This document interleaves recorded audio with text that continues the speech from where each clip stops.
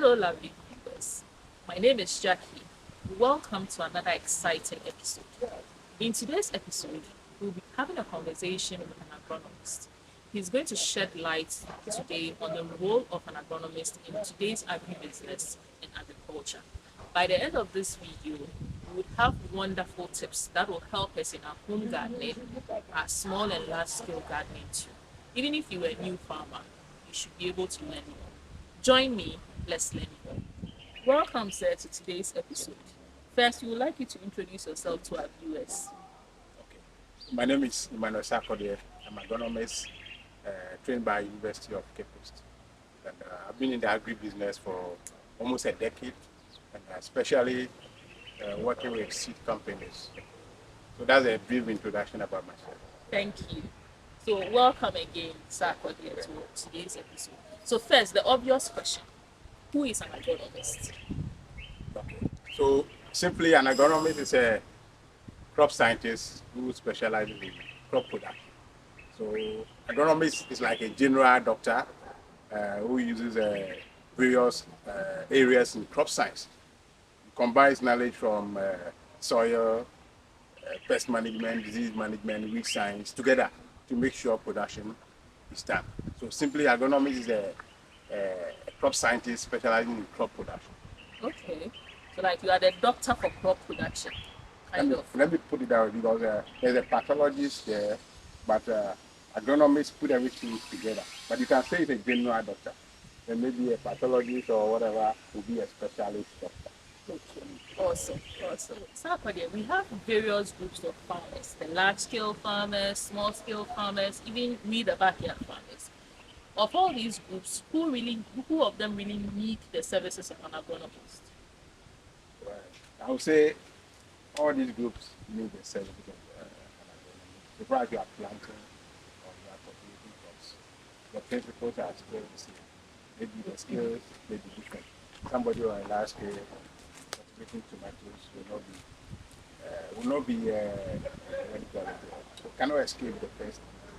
Or you can see here, this is a garden, but the pest that can happen, or the pest that can what do you call it, affect the crops here, the same pest on the big field.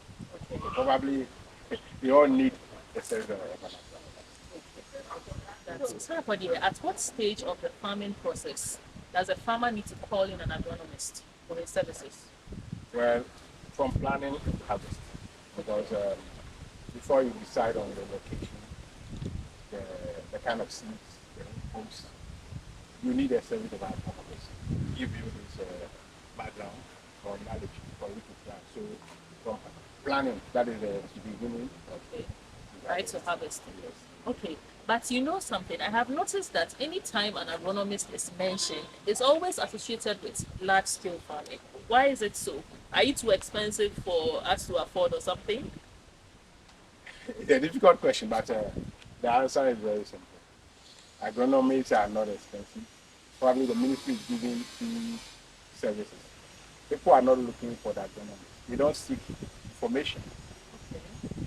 Like where I work, you come to buy our inputs. We give you technical support free of charge.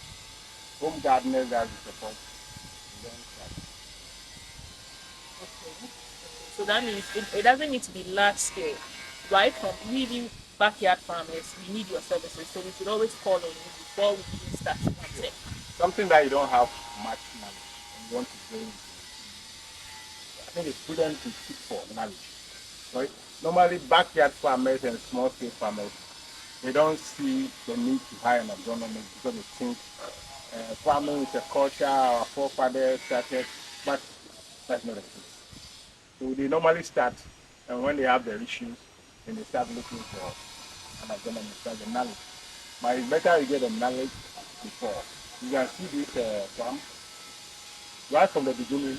We started with him, and there could be challenges. But if there are challenges, we are able to actually plan in advance and also mitigate it. So it's better. It doesn't matter whether it's a backyard or whatever. You have the disease and pests, all the challenges that you can mention of also affect the backyard and the small scale farm. So, Sarkodie, I want to make this as practical as possible, right? So let's say I have a plot of land or maybe an acre of land and I want to grow onions. Where do I find an agronomist? And then what would be his role in this planting journey? Very good question. So, like I say, the Ministry of Food and Agriculture, especially the Crop Service Directorate, is open to everyone. And then the agro input dealers, you can also contact them. Once they give you their product, they could also add a technical support. But the Ministry of Food and Agriculture, the Crop Services Directorate, is open to everyone. So now I've gone there, I've found an agronomist. What would be his role in my onion planting journey for my acre of land? So as we said earlier, the agronomists will guide you from Okay. planning to harvest. So to identify the best seeds, for onion, the issue of day length plays a role in onion. So there are varieties that are good for short day and varieties that are also for the medium. So start from the planning, which soils are good for your onion production. And then the agronomy will also help you in the land preparation. And then pest disease management, and then the soil fertility management also comes to play before Okay. you finally get to your onion harvest. Okay. So you need to involve the agronomist from start to end, so that you don't invite him as a guest when you have the problem. By then it will be too late and then the cost will be high. Probably you have started and there are you cannot reverse certain challenges.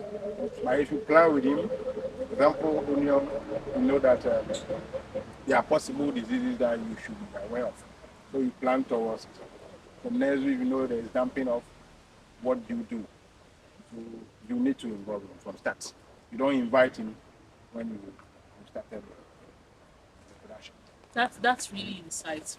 That's really insightful. So right from planning, you need to look for an agronomist. Exactly. So let's go to the exciting part of this interview, backyard garden. So a lot of people want to plant stuff in their backyard, keep it organic. What are the do's and don'ts that you advise that we keep to? It's a very nice question.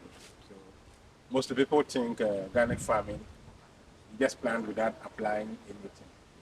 But that is not the case. Really? Yeah, that's not the case.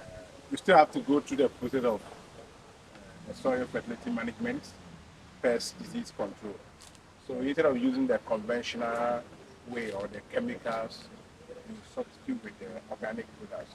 So for example, if there are pests like aphids, thrips, instead of using the chemicals or the actives that you know, you alternate or you use the organic approach. Because some of the chemicals, if you are unable to apply it well or spread the withdrawal periods, probably consume more. That's why people are advising for the organic stuff. But the challenge is that we don't have a full portfolio for organic crop protection and let's say organic crop protection. There are products. Just that our part of the world, organic, is now actually we are now engaging it. But elsewhere there are biological control products. Sometimes we also use pest, predator pests to also control other pests. So, So the mindset that we have that when we plant it, we leave it for it to just grow. I mean, we actually need to apply something organic. you need to Okay. protect it. But instead of using the conventional way and the chemicals, you use organic approach. Okay. So like, Okay. for tomato, you see leaf miners. You can use neem. Neem is a very great uh, biological. Or, Is it a neem leaf you are referring to? well, normally the whole neem tree Oh, is pesticide and then okay. it's also fungicide. Okay. Pesticide, if I even say pesticide, it cuts across. The fungi disease are also part of because they are caused by the pest. But so it's an insecticide and then also you need to control fungi disease as well. Interesting. So Interesting. neem, even neem product. And normally the neem oil is what we normally will cover. But for example, if you are using the neem extract from the leaves, the bitter taste could be impacted on the crops. So the neem oil has the highest concentration of the pesticide. Okay, okay. That's a good one. So, Sarkodie, we know you've been dealing with a lot of farmers, you've been working on farms, backyard, small scale, and large scales. Throughout these, you said you've been working for about a decade as an agronomist now, Almost, right? Yeah. So, what are some of the challenges you faced? And then, how have you dealt with them? Do you have any challenges and success stories that you have to share with us? yeah, they are. And they are both success and the challenges. Okay. My challenge is that sometimes you advise farmers, and when you leave, they do it their own way. Then a big problem. Okay. And because nobody wants to do that. Yeah. Sometimes you advise farmers, you tell them to stick to what we have all agreed to do otherwise. And on the starter story, there are a lot of farms that we have been able to. Even where we are now is one of the farms, right? You are saying it. So you have the starter stories. Where I work. Okay. I mean, we've seen lots of beautiful youths here. The tomatoes are very beautiful. So, Sakode, thank you so much. I mean, this session has been really educating. Do you have any final words for farmers out there who want to seek the services of an agronomist? And to our viewers, any last words? Okay. So to anybody who wants to go into farming, agronomists are not expensive and they are not difficult to find. All the agro input dealers or the agribusiness companies around, they're having agronomists that are even giving free consultants or technical support. The ministry is also doing its part. I mean, the Ministry of Food and Agriculture, especially the crop services director. There are information, you just have to find out. And then those who want to also go into crop production, it's very lucrative. Just that you don't get things right, you may think it's not that liquid, but for those who are having the success stories, I think it's worth doing it. So I will encourage anybody who wants to go into farming, whether vegetables, seed crops, cereals, you should be motivated by himself because there's cash in it. Let me put it that way. Sakode, thank you so much. I mean, this episode has been so enlightening. And then we look forward to having you on our show again and then to tell us more. What you've told us, we'll practice it and let you know, give you feedback on it. We appreciate your time. Thank you. We may have basic knowledge about farming, such as preparing the land, planting, and harvesting. But as we explained, that is not all we need to know. As the saying goes, if it must be done, then it must be done well. So let's endeavor to get experts to advise us and help us so that at the end of the day, we have higher yields. Watch our previous video, leave a comment, like, share, and subscribe to our channel. For every farmer out there who wants to showcase what you've been up to, please give us a call on the number on our screen or send us an email and we would like to visit you and then share your story. Thank you for watching this video. See you in our next episode.